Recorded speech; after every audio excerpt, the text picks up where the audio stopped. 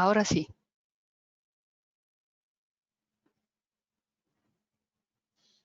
Podemos empezar. Buenos días a todos, reciban un cordial saludo a nombre de todos los que formamos parte de Red Mayer Mexicana. Les agradecemos su asistencia a este evento y les damos la más cordial bienvenida.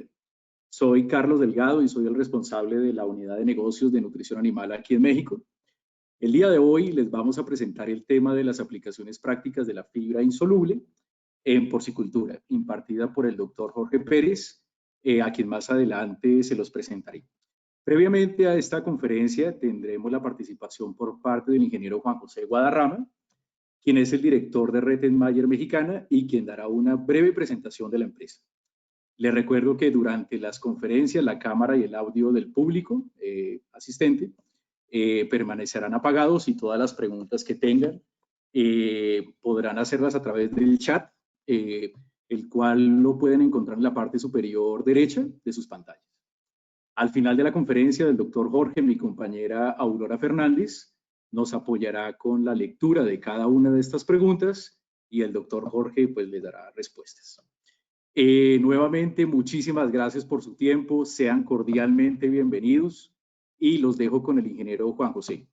Bienvenido, ingeniero, y adelante con su presentación. Muchas gracias.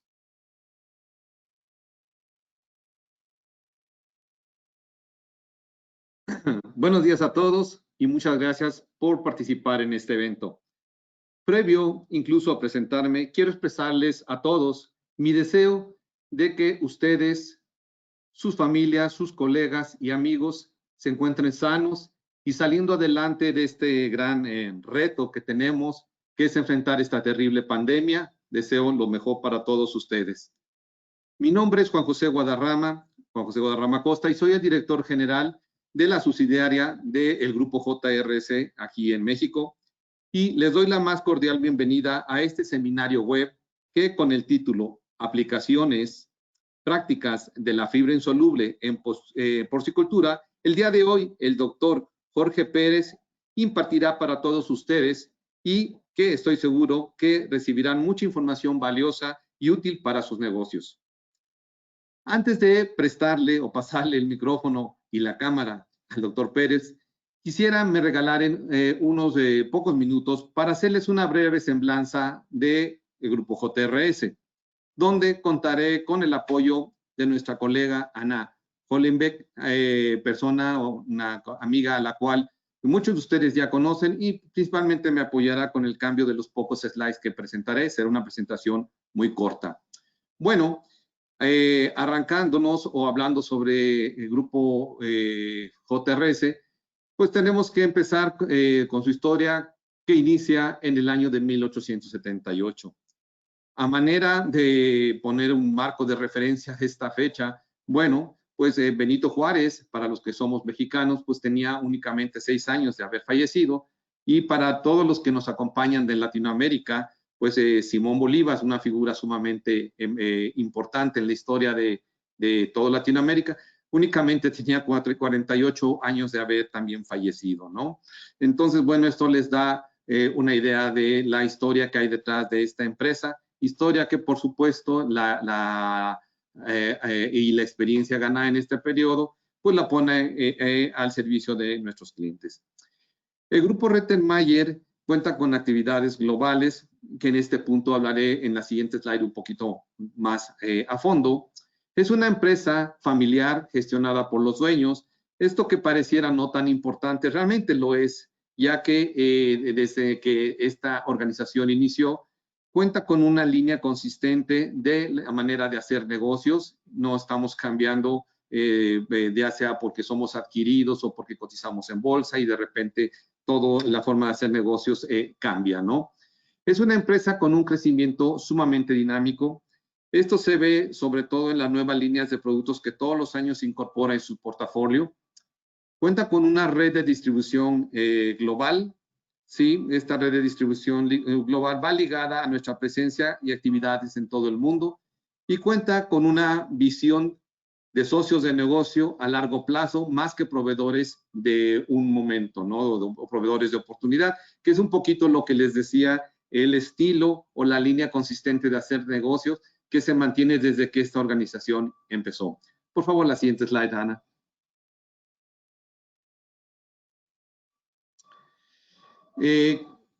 La empresa, como comentaba, tiene una red global en la cual, contando con o consistente en más de 200 representaciones en todo el mundo y más de 30 oficinas propias, nos permite estar cercanos a nuestros clientes y cercanos a todos los lugares donde se requieren nuestros productos y servicios.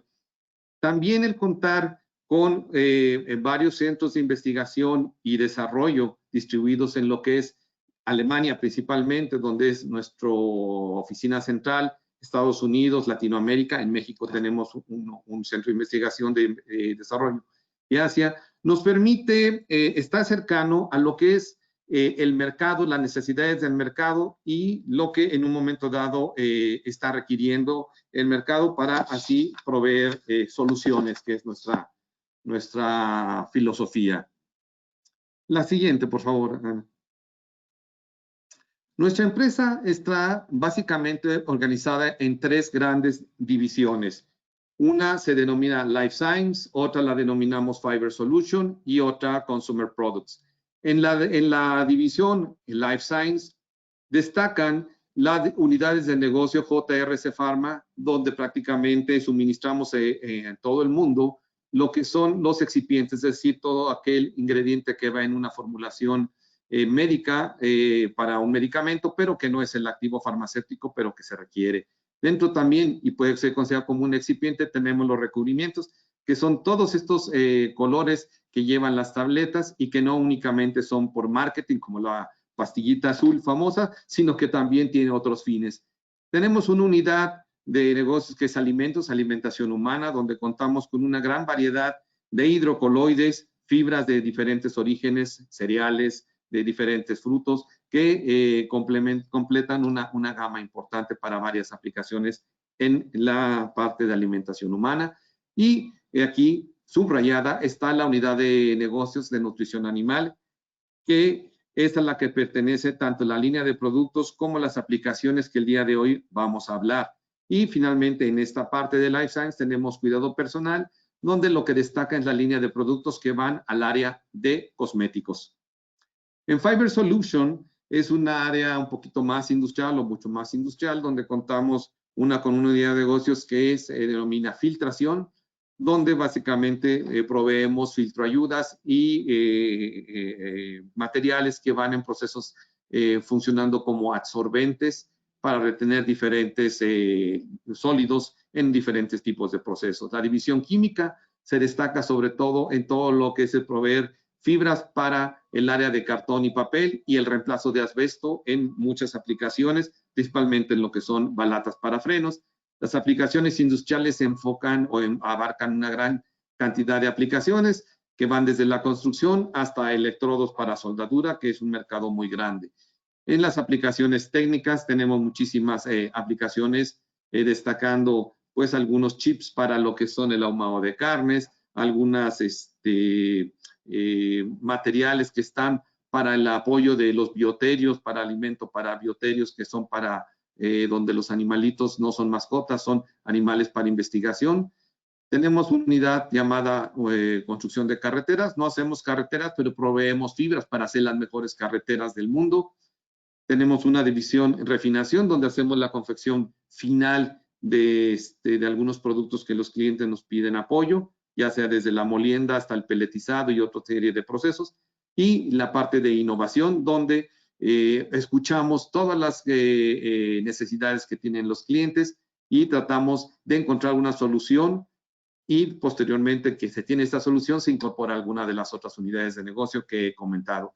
Finalmente, tenemos otra unidad de negocio, por favor, Ana, que se llama Consumer Products. Son productos de consumo, son los poquitos productos que no son materia prima. Básicamente son lechos para especies pequeñas, mascotas pequeñas como hámsters, por ejemplo, y sobre todo, y lo más importante, son los lechos para gatos, que aquí en México les conocemos como arenas, sobre todo por ser materiales que principalmente dominan su origen mineral, pero que nuestra filosofía son lechos o arenas, entre comillas, que son de origen vegetal y que tienen un desempeño sumamente notable comparado con lo que se conoce y que utilizan los dueños de las mascotas. La siguiente, por favor, Ana. Tenemos a nivel mundial más de 75 plantas, ¿sí? Y nuestra oficina central, como lo comenté hace un momento, se encuentra en Alemania, en un lugar que denominamos Holzmühle, que por cierto en alemán significa molino de madera, y que se encuentra relativamente cerca de Nuremberg y cerca de Stuttgart, en la parte un poquito del sur de Alemania. Esta planta es en donde se fabrica el Arbocel, el producto Arbocel RC Fine, RC, productos que el día de hoy van a tomar el protagonismo en la plática del doctor Pérez. También manejamos otros productos que ahí se mencionan, pero importante es decir, ahí es donde se producen los arboceles, Arbocel RC Fine, RCB y otros productos. En nuestros centros de investigación y desarrollo se destaca que contamos con 7 laboratorios de investigación y desarrollo en todo el mundo, como comenté, repartidos en Estados Unidos, Alemania, Latinoamérica, Asia. En estos centros también tenemos plantas piloto para apoyar varias aplicaciones con nuestros clientes. Y este último punto que aparece en el slide es sumamente importante. Nos esmeramos en tener una cooperación estrecha con universidades y centros de investigación especializados, ya que muchas de las pruebas que hacemos no contamos con todo, ni el conocimiento ni todo el equipo, pero sí todo lo soportamos con información dura, información probada, donde nos hacemos o nos apoyamos de estos centros de investigación especializados para que siempre lo que nosotros ofrecemos en nuestros productos esté bien respaldado. Finalmente, en la siguiente slide, por favor, Ana, quiero comentar, sobre todo para todos ustedes que utilizan o consumen nuestras fibras, como los arboceles, Arbocel RC Fine, es que nuestras plantas están certificadas, hablando de la planta en Holzmühle, la planta central, en nuestra oficina central, pues tiene todas las certificaciones que se requieren para poder contar con un producto de la más alta calidad y es lo que nosotros les ofrecemos. La siguiente, por favor. Bueno, pues ahora pasaré el micrófono y la cámara a nuestro colega Carlos para que por favor nos apoye con la introducción del doctor Pérez. Yo estaré al pendiente y estaré más adelante nuevamente con ustedes. Nuevamente, gracias y muy buenos días a todos. Ingeniero, muchísimas gracias por su presentación. Y bueno, siguiendo el curso de la agenda del día de hoy, vamos con el doctor Jorge Pérez. El doctor Jorge Pérez es médico veterinario zootecnista, egresado de la Facultad de Estudios Superiores Cuautitlán de la UNAM. En 1986 es maestro en Ciencias en Nutrición Animal por esta misma casa de estudios en 1989. Bueno, un breve resumen de su desarrollo profesional que es muy extenso.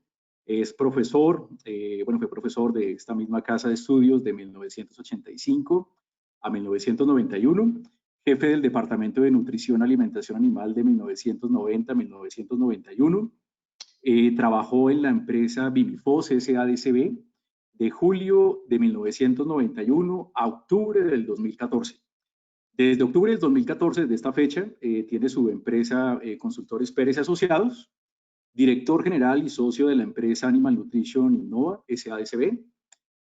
Algunas de producción científica y académica, pertenece a la Asociación de Médicos Especialistas en Nutrición Animal desde 1995, fue presidente del 2015 al 2017, presidente del comité organizador del CLANA en el 2016, miembro de la Sociedad Americana de Ciencias Animales de 1997 a 2013, más de 50 artículos técnicos y manuales, participación en más de 190 congresos, 70 como ponente, 17 como organizador, algunos reconocimientos, el jabalí plateado que ofrece Ambeco el 1 de septiembre del 2017, presea Alberto Rivera Brechu al mérito comercial en la nutrición animal por AMENA, y un reconocimiento por su gestión en AMENA por el bienio 2016-2017. Esto fue el 21 de febrero de 2019. Como pueden observar, el doctor Jorge Pérez tiene una larga trayectoria y es por esto de que estamos seguros que esta conferencia será del agrado de todos ustedes. Doctor Jorge, sea cordialmente bienvenido y adelante con su presentación. Muchas gracias.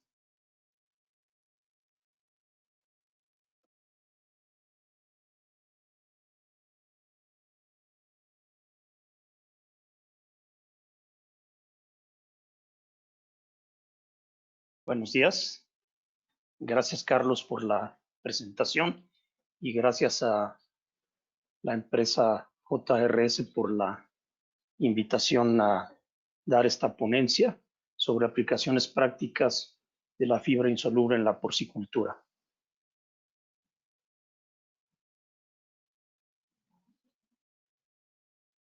La agenda que tenemos para el día de hoy, vamos a tener una introducción para ver cómo estamos en este momento en el sector porcícola y cuáles son los objetivos. Vamos a hablar posteriormente un poco sobre la salud intestinal para después entrar en el tema central de la presentación, que es la importancia de la fibra insoluble en la salud intestinal del cerdo, para finalmente tener unas breves conclusiones respecto a esta charla. Hoy en día, la meta que debemos fijarnos en cualquier sistema de producción porcino es producir 4,000 kilos de carne de cerdo o 4,000 kilos de cerdo por cada hembra que tenemos al año. Hace 10 años esta meta era tan solo de 3,000, aunque podemos decir que hay varias explotaciones hoy en México que no alcanzan todavía esta meta de 3,000. Y hace 5 años se hizo un ajuste a 3,600 kilos. Ahora, ¿esto es posible? ¿Y qué debemos hacer para lograrlo? Es posible lograrlo. Como podemos ver en esta diapositiva, que es de una empresa del Cono Sur, específicamente de Ecuador, vemos cómo a principios de este siglo ellos están por abajo de los 2,000 kilogramos y en un periodo de 7 años llegaron a superar los 3,000. Posteriormente tuvieron un bache de aproximadamente 4 años en donde algo ocurrió. Aprendieron de los errores, replantearon la situación y volvieron a tener un crecimiento que en un lapso de casi 10 años los llevó a los 3,450 kilos y de aquí nuevamente tuvieron un repunte importante para en un periodo de 3 años llegar a los 4,000 kilogramos. Esto nos dice que sí es posible, pero como podemos ver en la gráfica, no es un proceso sencillo y no podemos lograrlo de un año para otro si no tenemos las condiciones que nos lo permitan hacerlo. Entonces, ¿qué podemos hacer para lograrlo? Primero, incrementar los cerdos vendidos por hembra por año. Si yo tengo 28 hoy en día, lo cual no es sencillo, y lo multiplico por 110 kilos, tan solo estaría produciendo 3,080 kilogramos. Si aumento 2 lechones vendidos por hembra por año, solo voy a llegar a 3,300. Entonces, no solo aumentando los nacidos podemos lograrlo, tenemos que incrementar el peso a la venta. Entonces, si yo me estaciono nuevamente en los 28 cerdos por 130 kilos, habré superado la meta que nos poníamos hace 5 años.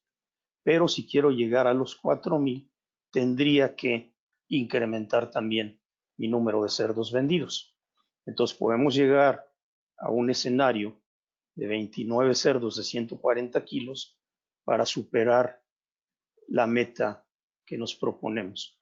Ahora, en esta diapositiva lo podemos lograr. Hacer las cosas en el papel es relativamente sencillo. Pero ¿qué es lo que pasa? ¿Sí? Primero tenemos que incrementar nuestros nacidos.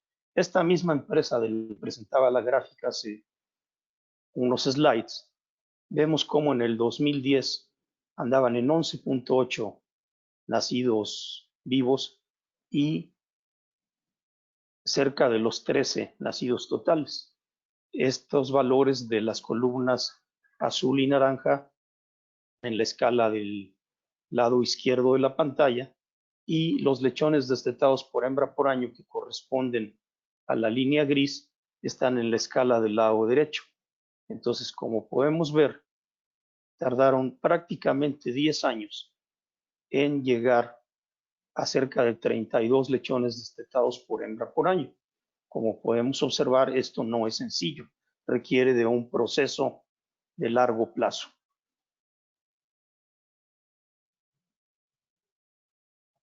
Ahora, ¿cómo podemos lograrlo?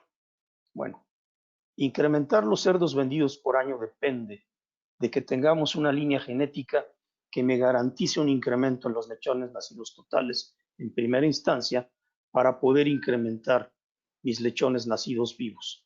Aquí también tendremos que trabajar en una disminución en los mortinatos al momento del parto, y esto se logra principalmente con manejo. Ahora, tenemos que destetar también un mayor número de lechones y de mayor peso cada vez.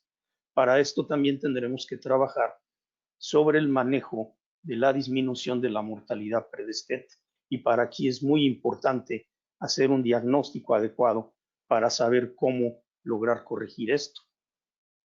El otro punto sobre el que tendríamos que trabajar es en disminuir la mortalidad en los sitios 2 y 3 o en los sistemas de Win to Finish, que es un solo sitio que abarca estos dos. Entonces, tenemos que trabajar en estas áreas. Ahora, este es un ejemplo de una granja en México, donde nuevamente la escala de la izquierda es para nacidos totales y nacidos vivos, y la escala de la derecha es para destetados. Esta granja teníamos 28 destetados en el 2015 y también se tuvo una caída. Se analizaron las cosas, se establecieron los correctivos, y estos son datos a septiembre de este año. Prácticamente estamos llegando a los 31 destetados por hembra por año. Ahora, el otro punto sobre el que debemos que trabajar es incrementando el peso de venta de los cerdos. Entonces, aquí nuevamente tenemos que recurrir en primera instancia a la genética. Entonces, tenemos que tener una línea genética que nos asegure que el potencial de crecimiento de la línea terminal es el adecuado. Y aquí presento un ejemplo de dos genéticas, la A contra la B. La genética B representa las líneas maternas en ambos casos, y lo que varía es el macho terminal, que en este caso era de otra casa genética. Entonces vamos a observar que con el potencial de una de las casas genéticas a la misma edad, logramos un crecimiento de 15 kilos más. Esto se realizó en la misma granja. Entonces, es muy importante también que seleccionemos una línea terminal que nos permita tener una mayor velocidad de crecimiento.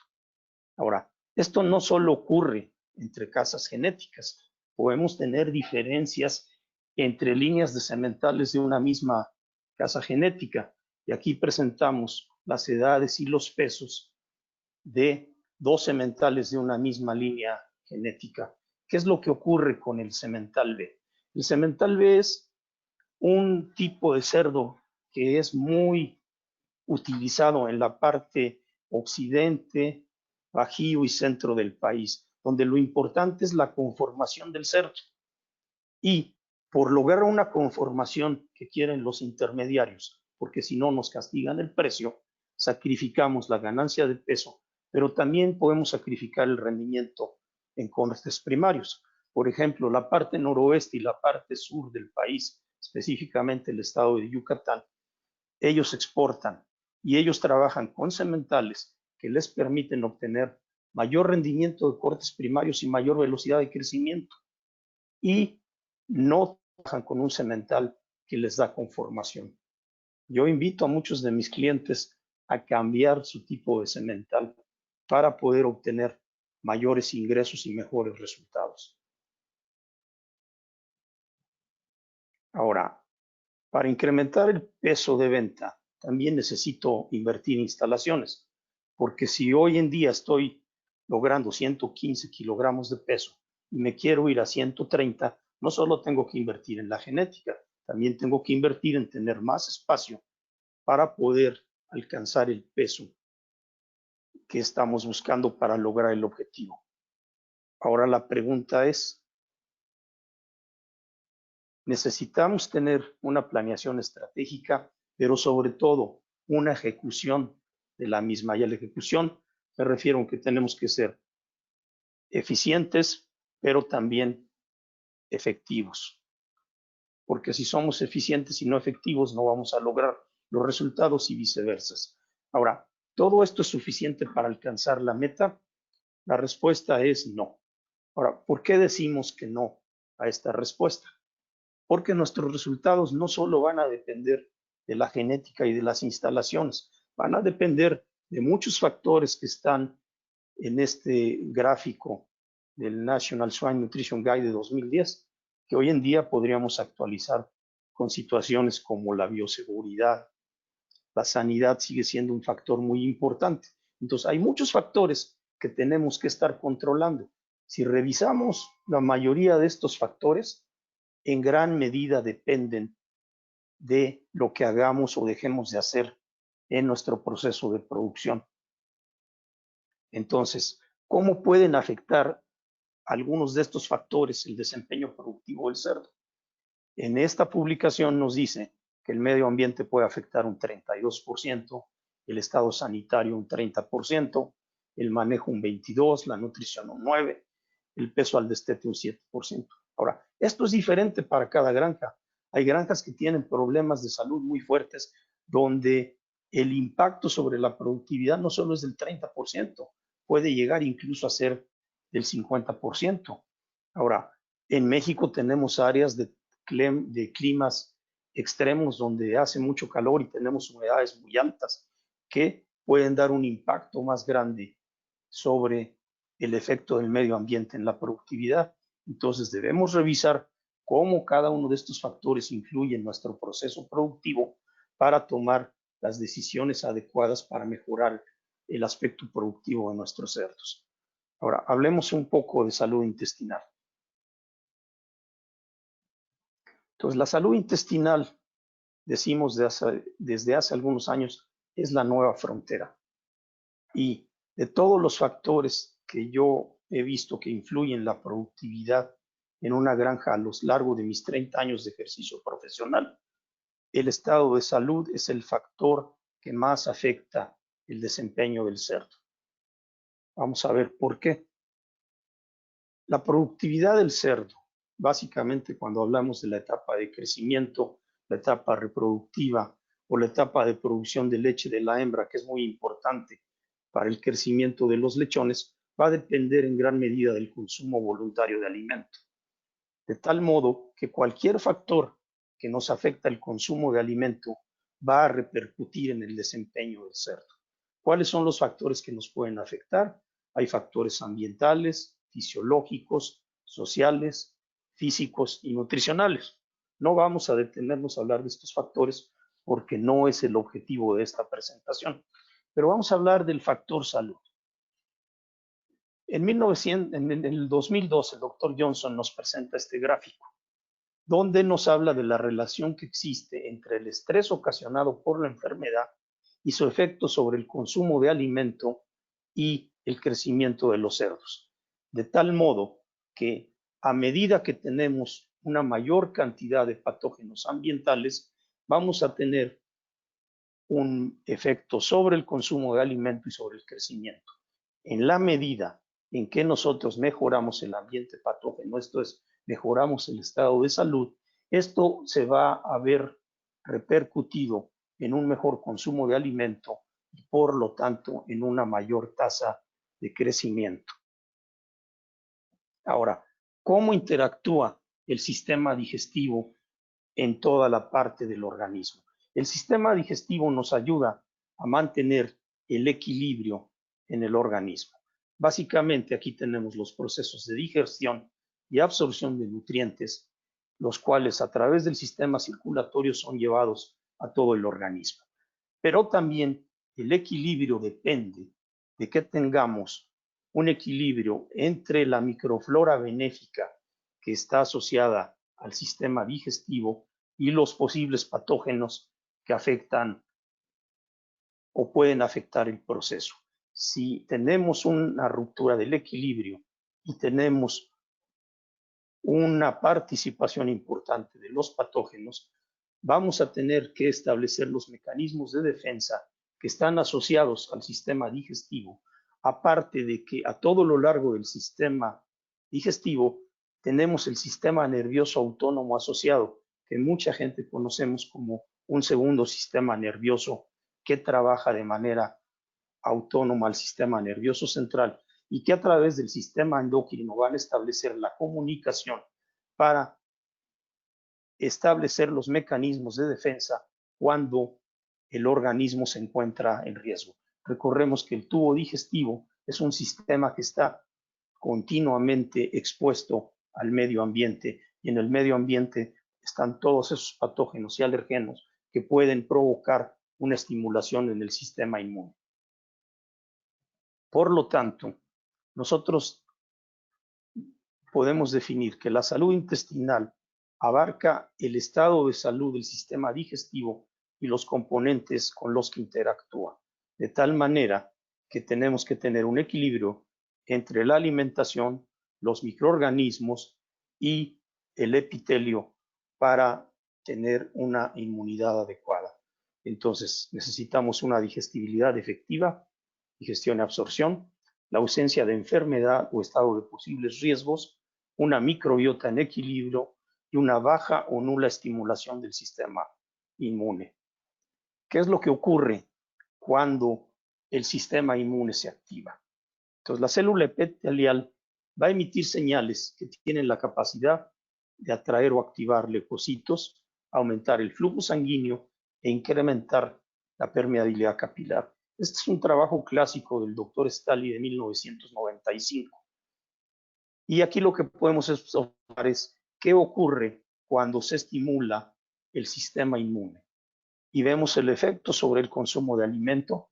Tenemos un impacto del 12.8% en una caída en el consumo de alimento. Y esto se ve reflejado prácticamente en un 42% en una pérdida de la ganancia de peso.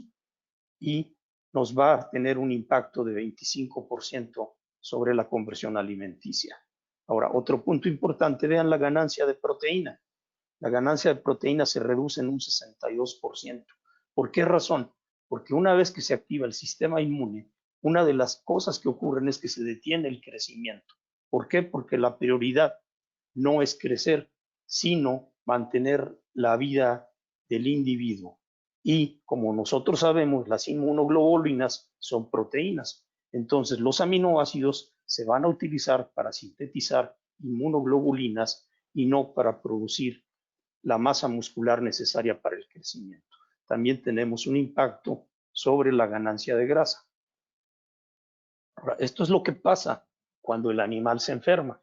Entonces, debemos tratar de limitar todos aquellos factores que nos ponen en riesgo la salud intestinal.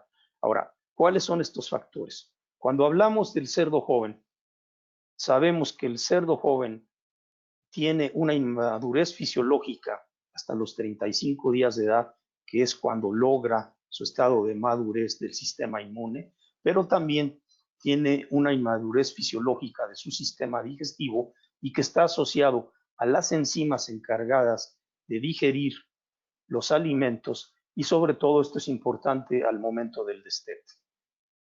Otro punto que debemos cuidar es la presencia de microorganismos patógenos que pueden romper el equilibrio del organismo y todos aquellos factores que nos provocan estrés y pueden tener un efecto sobre el sistema inmune, como aquellos estresores medioambientales o de manejo, así como también la alimentación es un punto muy importante porque tenemos que tener un consumo de alimento adecuado tanto en calidad como en cantidad y también no perder de vista los factores antinutricionales que podemos tener presentes en los ingredientes.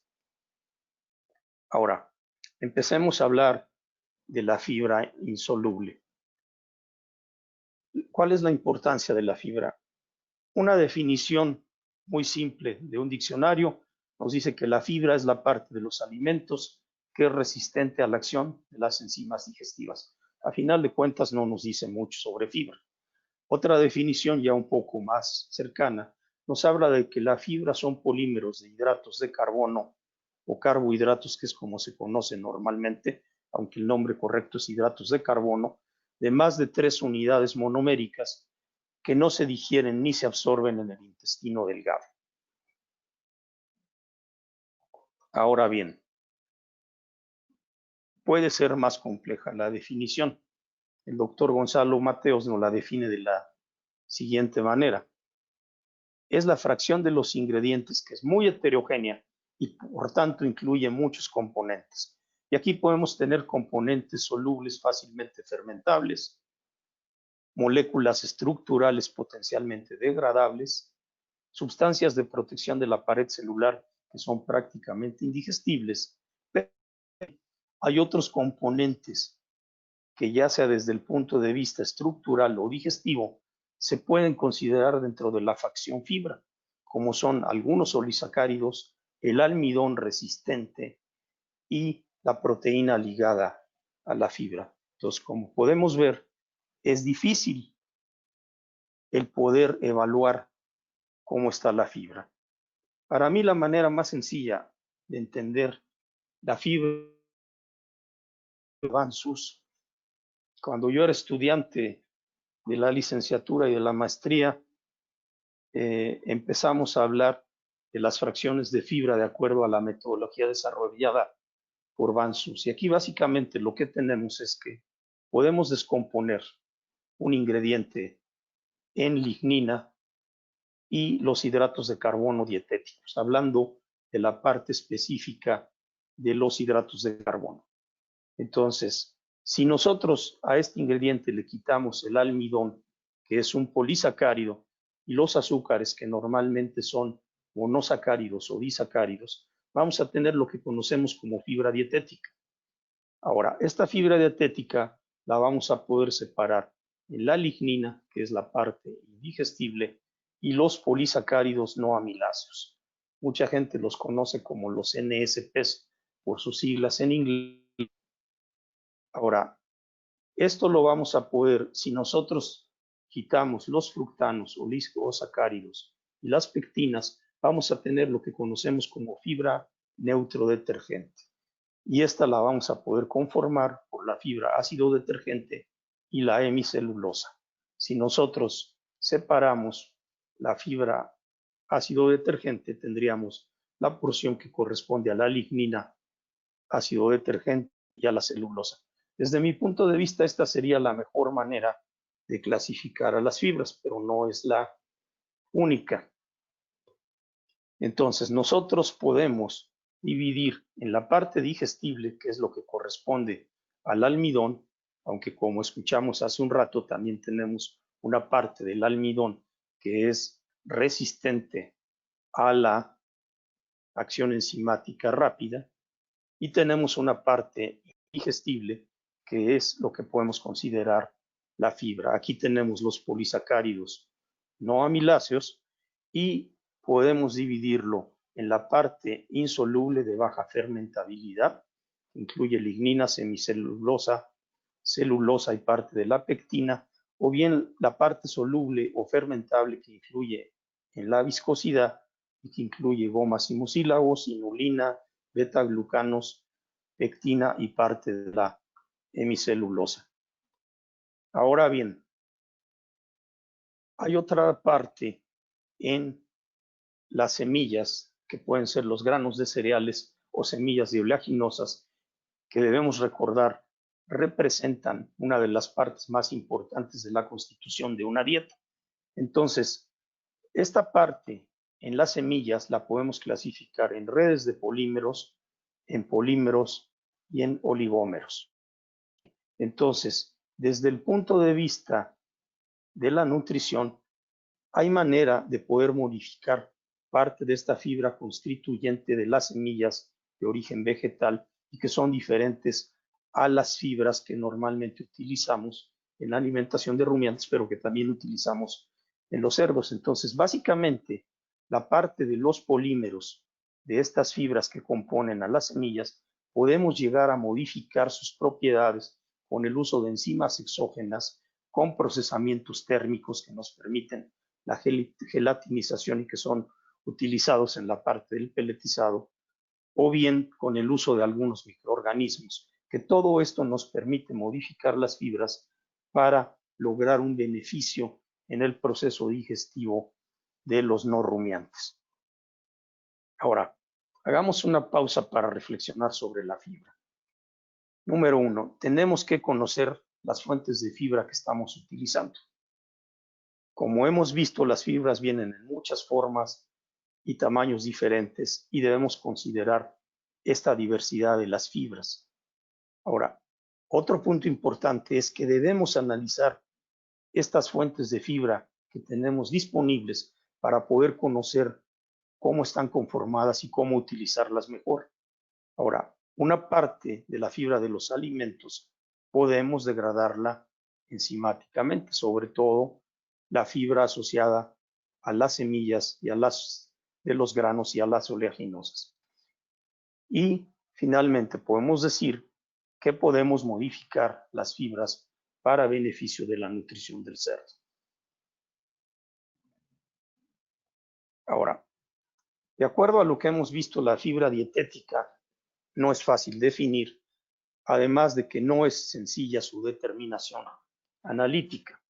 Ahora, lo que hemos escuchado en la escuela y durante muchos años es que se considera que la fibra disminuye el valor energético de la ración de manera directa y esto le aporta un menor valor nutricional e indirectamente influye sobre la digestión de otros nutrientes.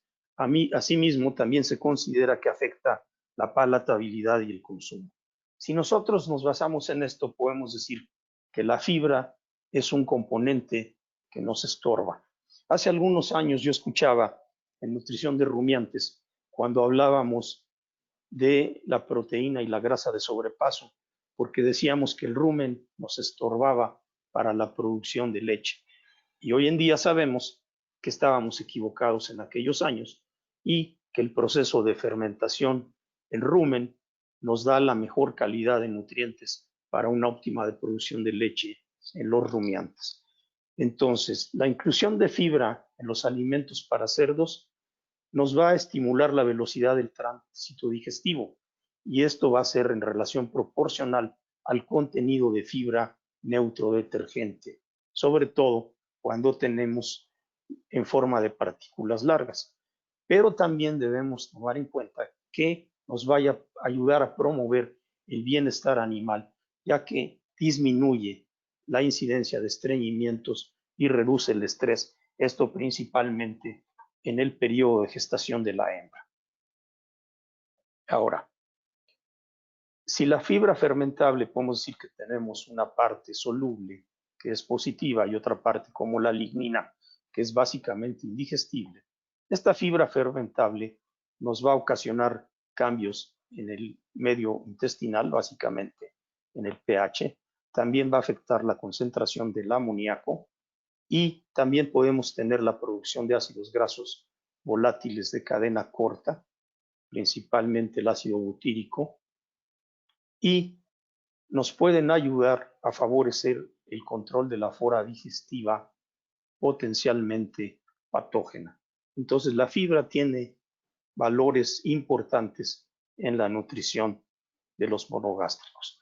También es importante considerar, si nosotros vemos la diapositiva de la parte de abajo, vemos cómo están las vellosidades intestinales del lechón al nacimiento, al día 10 de vida, al día 21, considerando que este día destetamos, y vean el efecto de barrido que tenemos sobre la longitud de las fibras de las papilas intestinales después del destete. Entonces, hoy en día sabemos que si nosotros aportamos una fibra insoluble de alta calidad en los alimentos preiniciadores para los lechones, podríamos ayudar a mejorar el funcionamiento del tubo gastrointestinal y la salud intestinal, porque vamos a tener una relación directa sobre las vellosidades intestinales. Todavía hay gente que considera que no deberíamos de utilizar fibra en algunas dietas por el efecto que tenemos sobre la energía final de la dieta. Ahora, tanto la fibra soluble poco lignificada como la fibra insoluble lignificada van a tener un impacto sobre la salud intestinal del cerdo. Por un lado, por la producción de ácidos grasos volátiles en el intestino grueso mediante un proceso de fermentación, pero por otro lado también por una mejora en la motilidad y en la funcionalidad de la pared intestinal. Estos dos autores, Santoma y Pontes, en sus trabajos publicados en 2011 y 2012, reportan que el uso de alimentos fibrosos durante la gestación favorecen el consumo de alimento durante la lactancia.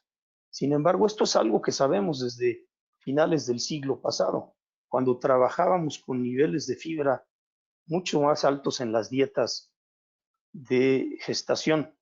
Cuando yo empecé a trabajar en las granjas, muchos de mis clientes por las tardes les daban alfalfa chicalá, alfalfa verde a las cerdas de gestación.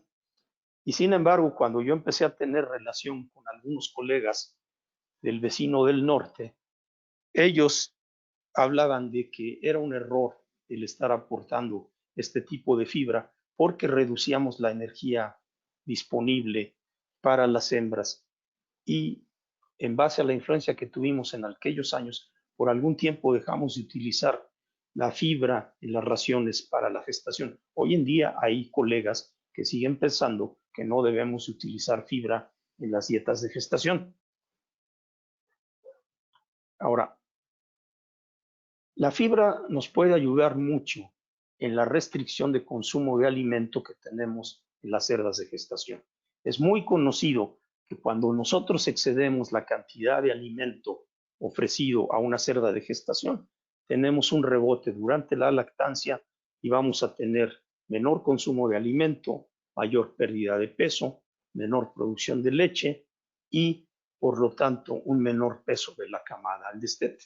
Ahí el problema no es la cantidad de fibra, sino la cantidad de alimento que ofrecemos a las en la dieta a las cerdas. Entonces, tenemos que prevenir problemas de sobrealimentación. La fibra nos puede ayudar al darle un mayor volumen y esto nos ayuda a mejorar el confort intestinal y por lo tanto a incrementar la sensación de saciedad en la hembra y a disminuir el estrés. De igual manera, el consumo de fibra fermentable permite fijar parte del nitrógeno metabólico en forma de proteína microbiana. Esto es, nos permite mantener la flora benéfica para tener una mejor salud intestinal y de manera paralela a reducir las emisiones de amoníaco a través de la orina. Ahora, este es un ejemplo de algo que hemos hecho con algunos de mis clientes y voy a adelantarme un poco y voy a regresar después a esta diapositiva. Esta es la parte de la condición corporal.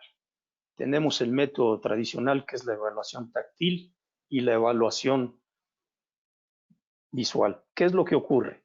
Que muchos de los colegas se plantan en esta área, en una condición corporal 4, lo cual nos provoca cerdas gordas, cuando deberíamos estar pensando en una condición 3. ¿Qué es lo que ocurre? Que aquí influye mucho el criterio y hay gente que le gusta ver a las hembras entre una condición 4 y 5 y hay gente a las que le gusta verlas entre una condición 2 y 3, que por lo que hemos visto en los últimos años es que es mejor estar estacionados en esta posición que estar estacionados aquí. Hoy en día tenemos herramientas como Caliper, que yo sé que a mucha gente no les gusta utilizarlas.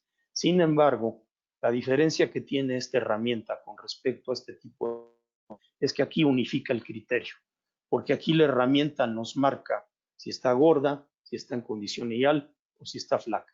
Y aquí influye el criterio de la persona que está evaluando. Entonces, lo que hemos hecho es disminuir la cantidad de alimento que se estaba dando en exceso en las granjas. Y en este ejemplo vemos que el consumo mensual se redujo de 304 toneladas a 268 y vean el impacto que tuvo sobre el incremento en el consumo de alimento en la maternidad durante la lactancia. En esta granja fue mayor la restricción, sin embargo aquí teníamos más problemas de cerdas gordas. Vean cómo se redujo el consumo de gestación y cómo se incrementó el alimento de lactancia. Y esto nos ha ayudado a mejorar la cantidad de lechones destetados por hembra por año y a tener a nuestras hembras en una mejor condición corporal. Y esto lo logramos manejando una mayor cantidad de fibra en nuestra dieta. Perdón, ¿sí? Aquí trabajamos con energía neta, fósforo digestible, con fibra detergente neutra, y abajo les puse los valores. Si yo formulara a fibra cruda, estaría buscando un 6%, pero estoy formulando a fibra detergente neutra. Las recomendaciones en Europa de fibra detergente neutra son todavía más altas. Hay lugares o publicaciones que nos recomiendan llegar hasta un 17% de fibra detergente neutra en las raciones de gestación, lo cual no es fácil, y en la siguiente parte de la presentación vamos a hablar de por qué no es tan sencillo. Bueno, ¿de qué fuentes de fibra disponemos? Podemos tener salvado de trigo, harina de alfalfa o alfalfa chicalada molida. Hoy en día no es tan sencillo obtener esta fuente de fibra en México. Podemos tener cascarilla de soya, también en época de estiaje es muy demandada por los ganaderos y se llega a escasear. El salvado de trigo también muchas veces tenemos escasez durante el año. Podríamos recurrir a rastrojos o pajas de la que ustedes se encuentren, pero también en la época de estiaje son muy demandadas por los ganaderos. También tenemos algunos otros ingredientes como los granos secos de destilería insoluble, la pasta de cártamo, pasta de canola, soya integral, que nos dan un aporte importante de fibra. Por ejemplo, en el noroeste del país se produce mucho la pasta de cártamo y a los colegas nutriólogos del noroeste del país no les gusta utilizarla, quizá porque no la conocen. Entonces en el Bajío la compramos y la utilizamos para formular nuestras dietas. Ahora, lo importante es conocer la composición y la calidad y qué factores antinutricionales pueden estar inmiscuidos, prácticamente micotoxinas en todos los ingredientes de origen vegetal.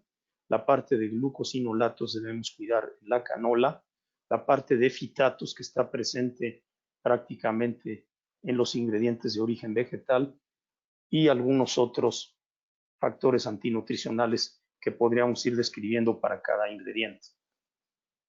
Ahora, estos son análisis de dos clientes míos y son reportes del 17 de octubre y del 18 de octubre respectivamente, o sea, prácticamente de hace algunos días. Entonces, veamos para el primer cliente que cuenta con salvado de trigo y cascarilla de soya, y el segundo solo tiene cascarilla de soya.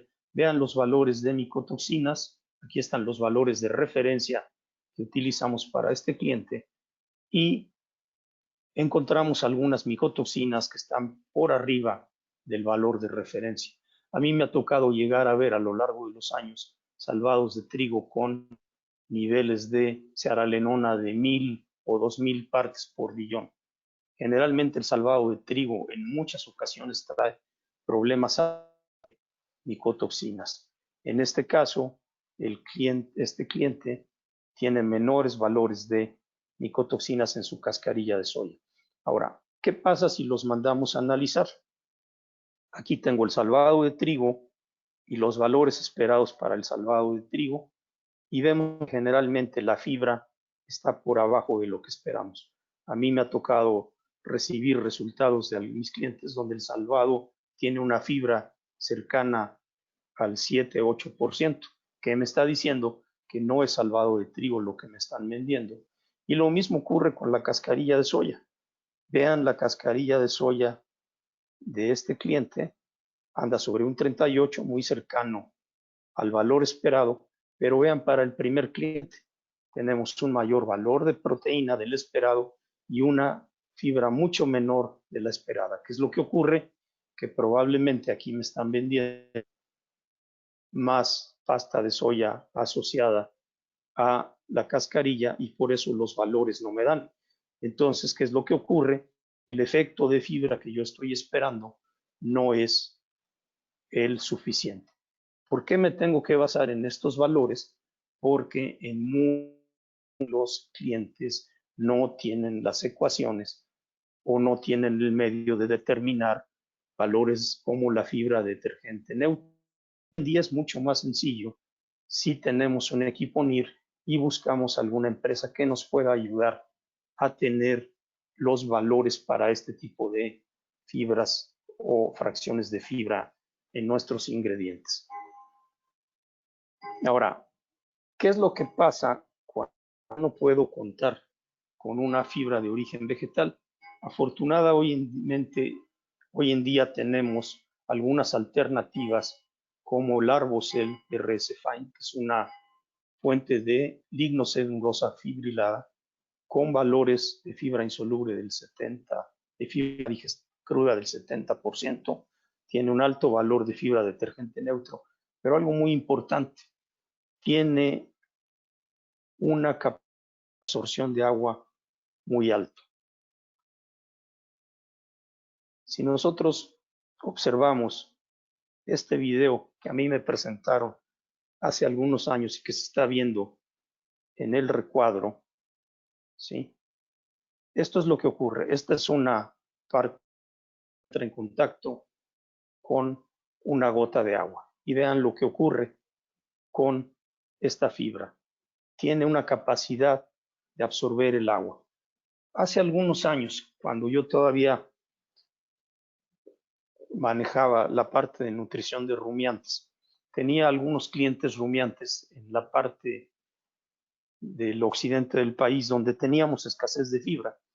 Y en aquellos años, junto con un doctor boliviano, el doctor Jaime Portugal, diseñamos para este cliente un pellet de fibra. Ellos vendían concentrados para ganado lechero y le diseñamos un pellet que elaborábamos con alfalfa, cascarilla de soya, salvado de trigo y melaza. Y cuando nosotros poníamos este pellet en un vaso con agua, observábamos algo similar que observamos hace un momento en este video del Arbocel. ¿Qué es lo que provoca? Que esta fibra, al momento que está en el tubo digestivo y entra en contacto con el agua, tiene una expansión porque absorbe esta agua y nos ayuda a dar una sensación de saciedad que va a minimizar el problema de estrés en las hembras en la parte de la gestación.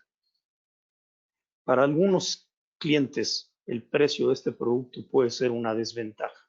¿Por qué razón? Si el productor es más enfocado a la parte del costo, probablemente yo no lo pueda convencer de utilizar una alternativa como Arbocel cuando no contamos con suficiente fibra para elaborar nuestras raciones. Entonces debemos poner la eficiencia en la productividad sobre el costo de algunas alternativas que nos van a ayudar a beneficiar el proceso productivo dentro de nuestras granjas.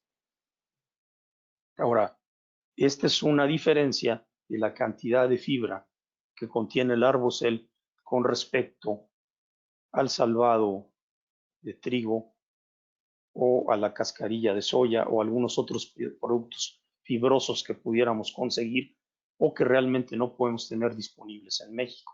Quizá la cascarilla que más se le acerca. La cascarilla de soya es uno de los ingredientes que yo más utilizo con mis clientes, pero muchas veces no lo podemos conseguir. Tenemos que recurrir a salvados que no siempre nos dan la cantidad de fibra que requerimos y muchas de las veces los clientes no quieren probar las fuentes alternativas como las que tenemos. Y aquí vean la importancia en la capacidad de retención de agua que tiene cuando la comparamos con algunas otras fibras naturales que tenemos en el mercado. Ahora, ¿qué pasa cuando la fibra que estamos dando no es fibra? Porque como veíamos en el análisis que presenté, lo que nos están vendiendo no es lo que estamos pidiendo, o bien cuando la cerda no consume la suficiente cantidad de agua. A ver, los ingredientes fibrosos, como ya vimos, aumentan el volumen de la razón y por lo tanto nos ayudan a la saciedad. ¿Qué pasa? Tenemos hembras que están estresadas porque tienen hambre. ¿Por qué? Porque les estamos dando 1,8 kg o 2 kilos de alimento al día y eso las va a estresar de manera significativa porque no tienen una sensación de saciedad. Hay problemas de estreñimiento por falta de fibra, pero también se dan principalmente por falta de consumo de agua. Y esto no es muy bueno cuando estamos cercano al parto. También esto nos va a incrementar la incidencia de cerdas con prolapsos previos al parto, sobre todo en aquellas hembras que están en el 5º parto en adelante. Y también podemos tener situaciones de que se alargue la duración del parto y esto seguramente va a tener un impacto sobre el aumento en mortinatos. Otra situación es que antes recomendábamos que el día del parto no se le diera de comer a la hembra y esto es un error. Si hoy tenemos programado el parto de una hembra y resulta que el parto se presenta hasta la noche y hoy no le dimos de comer, seguramente la hembra al momento del parto va a tener una fatiga porque no va a tener la energía disponible para el proceso de parto porque seguimos la regla de no darle de comer al momento del parto. Nosotros hay que servir el día que está programado para el parto. Si la hembra se come o no se come el alimento, ya será la idiosincrasia de cada hembra en particular. Pero muchas hembras están comiendo prácticamente antes del parto o hay hembras que se levantan a comer inclusive después del parto.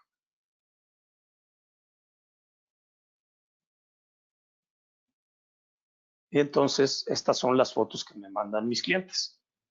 Tenemos problemas de constipación muy importantes que provocan dificultad al momento de la defecación, pero también llegan a provocar la presentación de prolapsos, sobre todo previo al parto.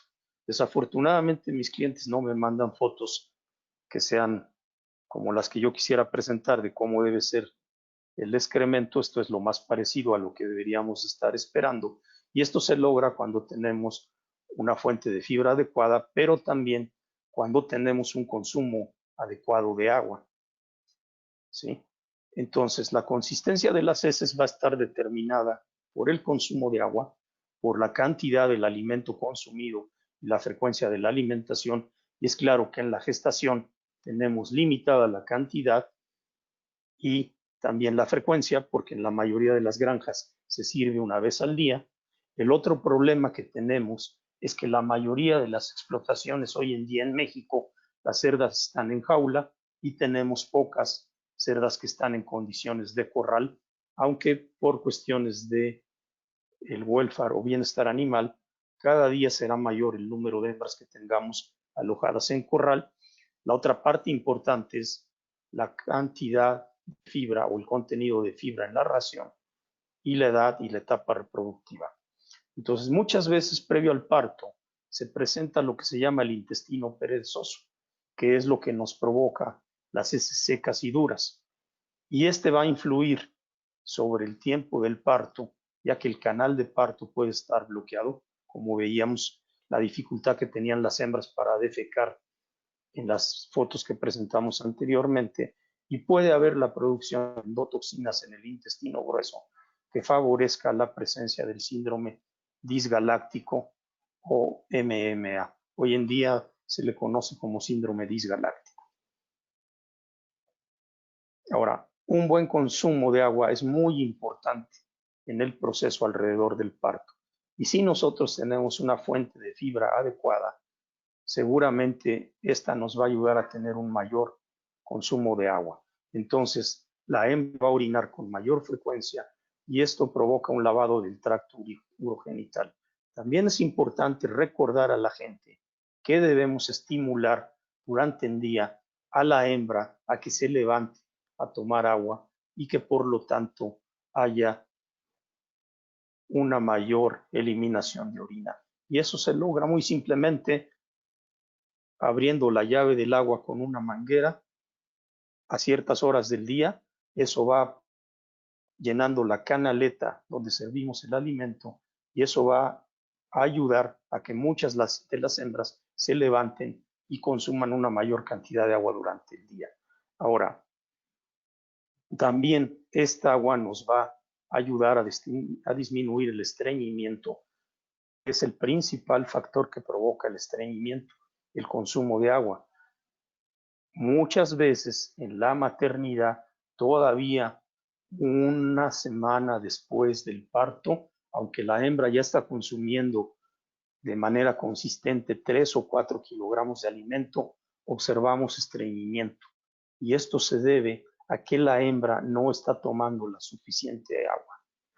Y esto pasa mucho con primerizas en instalaciones donde el agua se les da en una canaleta durante la gestación y cuando llegan a la maternidad tienen un chupón el cual no saben utilizar y la gente asuma que por ponerle un cartoncito donde esté escurriendo el agua, que cuando el cartoncito ya no está, la hembra ya aprendió a tomar agua y en muchas de las ocasiones esto no es correcto.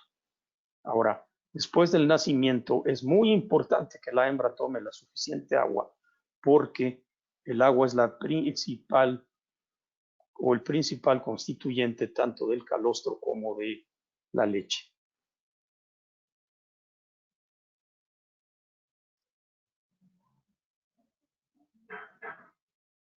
Entonces, ¿qué prefieren ustedes observar previo al parto o durante el parto? Una hembra que no tiene una eubre muy bien formada porque no la alimentamos adecuadamente durante el periodo de gestación, o una hembra que al momento del parto tiene una ubre de esta naturaleza. Vean el tamaño de las venas mamarias, ¿sí? Y seguramente vamos a tener una camada de muy buen peso. Esta hembra no va a estar estreñida, no tuvo problemas al parto y nos va a dar un muy buen peso al destete, además de que va a consumir mucho alimento y no vamos a tener problemas de estreñimiento. Entonces, esta es una prueba realizada en el 2011 en México, donde el Arbocel se dio on top sobre la dieta de gestación y lactancia durante los últimos días de la gestación y durante todo el periodo de lactancia. La dieta era a base de sorgo, maíz con pasta de soya y ustedes vean el impacto sobre la consistencia de las heces, ¿sí? Con Arbocel con respecto a la dieta control. Conclusiones. Para lograr los objetivos de producción, debemos tener una estrategia basada en una planeación y en una muy buena ejecución. Si nosotros hacemos esto, vamos a obtener los resultados que estamos buscando. Durante la presentación hablábamos de que debíamos de tener un mayor número de lechones nacidos vivos y un mayor número de lechones destetados. La fibra es un factor muy importante para que nosotros alimentemos adecuadamente a la hembra durante toda su vida productiva y eso nos va a repercutir en una mejor salud intestinal, en un mejor parto y en que obtengamos los resultados que estamos deseando. Otro punto importante es aprender de los errores, no volverlos a cometer y replantear el camino. Cuando planteamos una estrategia, podemos equivocarnos o podemos tener problemas sanitarios o podemos tener errores. Debemos aceptarlos, replantear las cosas y retomar el camino. Invertir en un buen programa genético tener un buen programa de alimentación de acuerdo a la genética, promover una mejor salud intestinal, y hoy en día sabemos que la fibra es muy importante para lograr una mejor salud intestinal. Debemos conocer los ingredientes, sobre todo la parte de la fibra, y para esto debemos apoyarnos con los análisis de laboratorio que nos permitan conceptualizar de mejor manera los ingredientes para poderlos utilizar adecuadamente en la formulación de nuestras dietas y utilizar una buena fuente de fibra. Si no tenemos una buena fuente de fibra o nuestras fuentes de fibra que tradicionalmente compramos no nos dan lo que requerimos, afortunadamente hoy en día tenemos fibras como el Arbocel que nos permiten lograr tener estas fibras de calidad que necesitamos. Por tanto, Arbocel, desde mi punto de vista, es una buena alternativa para poder lograr esto. Gracias por su atención. Esto es lo que tenía preparado para ustedes y estamos abiertos para las dudas que puedan tener respecto a la presentación. Gracias.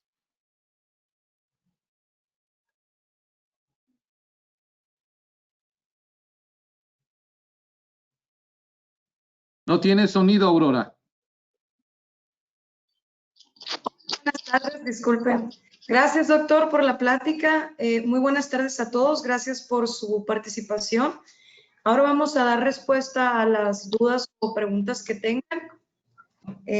Doctor, aquí está una pregunta. ¿Puedo utilizar lignocelulosa en las fórmulas de cerdos de engorda y qué beneficios traería? Sí, sí podemos utilizar y deberíamos de enfocar el beneficio a la parte de lo que es la salud intestinal, sobre todo a no tener carbohidratos indigestibles que puedan ayudar a los microorganismos patógenos a colonizar más rápidamente el tubo gastrointestinal. Generalmente durante la presentación decía que todavía muchos de los colegas ven la fibra como un enemigo de la parte de mi dieta en conjunto. ¿Por qué? Porque obviamente el aporte de energía que nos da una fibra con respecto a los demás ingredientes es más bajo, y esto que provoca que tengamos que meter probablemente una mayor cantidad de grasa en la dieta. Sin embargo, a mí en lo personal me toca trabajar con dietas con alta densidad energética porque obtengo mejores resultados. Ahora bien, en muchas partes del país tenemos problemas de síndrome hemorrágico o tipa roja en la época de calor. Y esto yo lo aprendí de dos amigos en el noroeste del país, de el doctor, del ingeniero Agustín Araiza y del doctor Marcial Velasco, que ellos, utilizando dietas altas en fibra y alta energía, ayudan a controlar el problema de síndrome hemorrágico en el verano en Sonora. Si nosotros tenemos este problema en la época de estrés calórico y aumentamos la fibra de nuestra dieta y la densidad energética, ayudamos a minimizar de manera importante este problema de síndrome hemorrágico. Entonces, sí, yo sí recomendaría trabajar con estas fuentes de fibra en la etapa de engorda. Ok, muchas gracias. Vamos con otra pregunta. Aquí, en desempeño productivo del cerdo, asigno 9% de efecto de la nutrición. ¿No es muy bajo? No, no es muy bajo. Si nosotros formulamos adecuadamente, no, va a haber factores más importantes que nos van a afectar el desempeño productivo del cerdo. En los 30 años que tengo dedicándome a esto, del 95% de las reclamaciones que tenemos por situaciones a las que culpan a la nutrición o a la alimentación, el 95% de los casos no se deben a la nutrición, se deben a otros factores. Sin embargo, lo más sencillo siempre es echarle la culpa a la parte de la nutrición. Si nosotros conocemos los ingredientes, conocemos la granja en la que estamos formulando, los resultados de la misma, el factor nutrición no nos va a afectar la productividad porque vamos a estar formulando de la manera adecuada. Pero, por ejemplo, el factor salud es mucho más importante que el factor nutrición y es el que más afecta. Y a mí me ha tocado que en muchas de las ocasiones llegamos a tener fuertes discusiones con nuestros colegas del área de patología o del área de sanidad porque le quieren echar la culpa de los problemas a la parte de nutrición. Y lo que tenemos que hacer es sentarnos a trabajar todos en equipo para determinar cuáles son los factores que nos están afectando y hacer las correcciones necesarias. En alguna ocasión me mandaron llamar de una empresa de Sonora porque tenían problemas con la nutrición y cuando yo revisé las cosas, les dije, no, el problema no es por nutrición, no tienen por qué crucificar al colega nutriólogo, hay otros factores que nos estaban influyendo y uno de ellos era el síndrome hemorrágico, ¿sí? Y simplemente el colega en cuestión no tenía la experiencia del manejo de la fibra porque no tenía la experiencia de haber trabajado en climas como el del estado de Sonora. Y yo simplemente lo que les dije es, platiquemos con él, ajustemos la fibra en la dieta, se va a corregir un problema o vamos a ayudar a corregir un problema que no es nutricional, pero que la nutrición nos ayuda a corregir. Ok. Aquí va otra duda. Cuando damos alimentación comercial en el pellet, ¿el aumento de fibra con arbocel es igual de recomendable? Más, sí. A ver, no escuché la pregunta completa, se cortó un poco, Aurora. Cuando damos alimentación comercial en pellet, ¿el aumento de fibra con arbocel es igual de recomendable? Sí, es muy sencillo. Ese es otro problema que llego a tener con los gerentes de las plantas o con la gente que maneja las peletizadoras. Se acostumbran a peletizar una dieta y cuando le movemos algo a la dieta les cuesta trabajo peletizar. Y es claro que cuando cambiamos un ingrediente o cuando usamos más fibra, nos va a costar más trabajo peletizar, pero simplemente platicando con los operadores podemos ajustar los parámetros en la peletizadora y lograr una muy buena calidad de pellet. Yo con la mayoría de mis clientes que tienen peletizadora recomiendo que trabajemos con dietas peletizadas y trabajamos igual con niveles más altos de fibra detergente neutro. Ok, gracias, doctor. Aquí va otra. La elevada absorción de agua de la fibra genera también absorción de otros nutrientes. No, es que no te va a generar una absorción de agua. Lo que hace es que se expande, ¿sí? Y toma esta agua dentro de su molécula y nos da una sensación de llenado. Y esto, posteriormente, conforme avanza el alimento a través de esta fibra, se va a ir degradando y el agua se va a absorber en el punto que se tenga que absorber, pero no nos va a quitar otros nutrientes. Ok. Aquí están preguntando, ¿síndrome hemorrágico tiene factor intrínseco? Perdón, infeccioso. Sí, es hecho que el Clostridium está involucrado y el Clostridium normalmente es un habitante que está en el tubo digestivo y que bajo ciertas situaciones de estrés se abre la oportunidad para su crecimiento. Entonces se rompe el equilibrio entre la flora benéfica y la flora potencialmente patógena y es lo que desencadena el problema. Por eso con nutrición podemos ayudar a minimizar la parte del patógeno, pero tiene que ir apoyado también por la parte terapéutica y por eso les digo que tenemos que trabajar en equipo con el resto de los colegas asesores o veterinarios de la granja para entre todos juntos llegar a la conclusión del problema. Hoy en día hay granjas que a través de los antibióticos no pueden controlar el problema del síndrome hemorrágico y tenemos que buscar herramientas como aceites esenciales y con mezclas de ácidos orgánicos que nos dan hoy en día mejor resultado que la parte de los antibióticos. Pero si nosotros aprendiéramos a trabajar con la fibra en la dieta, vamos a ayudar a minimizar el impacto del síndrome hemorrágico, aunque haya un patógeno involucrado por ahí. Ok. Aquí otra pregunta. ¿Es posible sustituir en su totalidad las fuentes de fibra que tengo en las fórmulas de gestación por lignocelulosa? ¿Y cómo se hace el cambio? Bueno, cuando tú no tienes otra fuente de fibra más que la que van a traer el sorgo, el maíz, la pasta de soya, quizás si usaste pasta de canola o DDG, vas a tener que utilizar una fuente de fibra adicional que la puedes sustituir totalmente con productos como el Arbocel. Ahora puedes usar una combinación. Si tú tienes una fuente de fibra como cascarilla o alfalfa disponible, puedes trabajar con estas fuentes de fibra y Arbocel para tener una mejor dieta.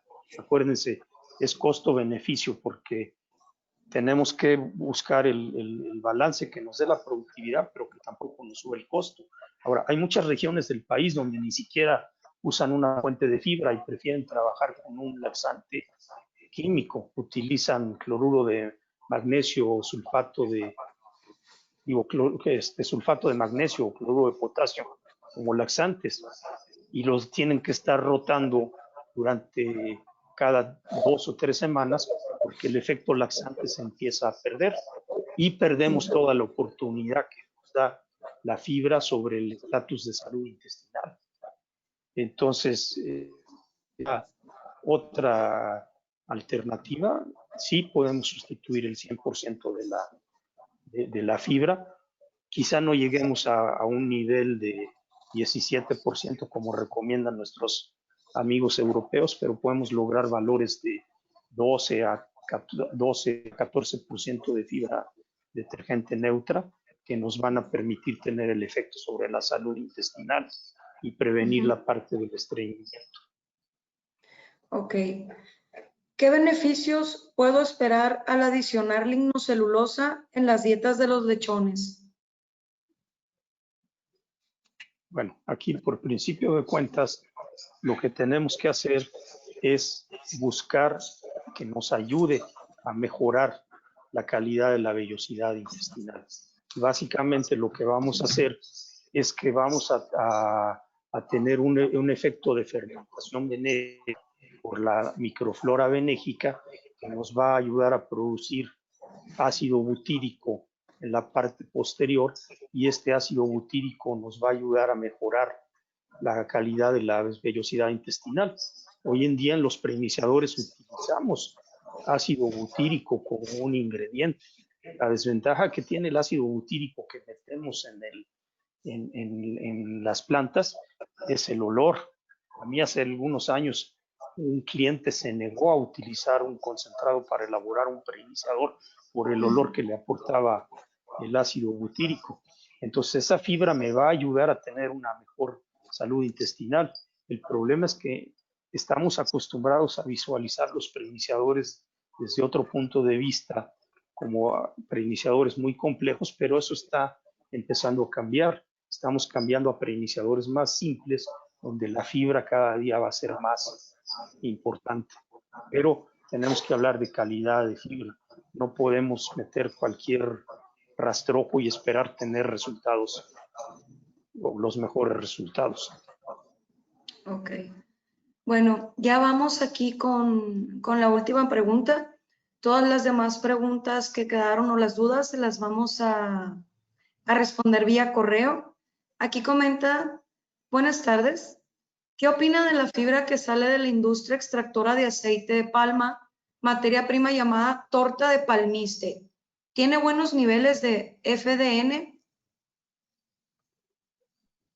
Sí, de hecho el palmiste es una materia prima que es muy probable que empecemos a tener más disponible en México, es más disponible en otros países.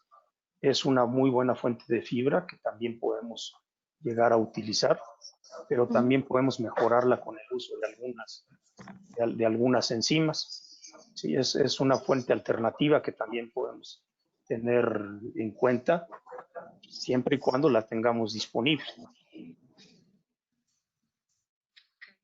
Muchas gracias, doctor. Muchas gracias, muchas gracias. Bueno, pues primeramente quiero agradecer al doctor Pérez por su muy brillante, muy interesante presentación que nos hizo. En verdad, muchísimas gracias. También, por supuesto, quiero agradecer a todos los que participaron en este evento que con mucho esfuerzo y con mucho interés hemos organizado para todos ustedes. Estoy seguro que en esta presentación por el doctor tuvieron una gran cantidad de información útil y estaremos, como esta Aurora comentó, atendiendo las respuestas que por falta de tiempo pues ya no pudimos atender, pero que con gusto les garantizo recibirán respuestas. De esta manera, siendo las 11:30 de la mañana, aquí en tiempo del Centro de México, pues damos por cerrado, por culminado este seminario web que con el título Aplicaciones prácticas de la fibra insoluble en porcicultura, pues fue impartida por el doctor Jorge Pérez Casillas, que nuevamente vuelvo a agradecer su brillante presentación, muy interesante, en verdad. Y bueno, pues les agradecemos y no quiero culminar mi participación y la participación de todos nosotros con el mejor de los deseos para todos ustedes. Sigan cuidando a su familia. Deseo de corazón y en nombre de la empresa y de todos que salgan adelante y salgamos todos adelante de esta prueba tan difícil que es esta pandemia, que lo tomemos muy en serio y estoy convencido que más adelante vendrán tiempos mejores y de corazón nuestros mejores deseos. Cuídense mucho y nuevamente muchas gracias por haberse unido a este interesante seminario web impartido por el doctor. Doctor, nuevamente gracias y muy buenas tardes a todos ustedes. Pásenla muy bien. Gracias. Gracias, buenos días. Que les vaya bien, gracias.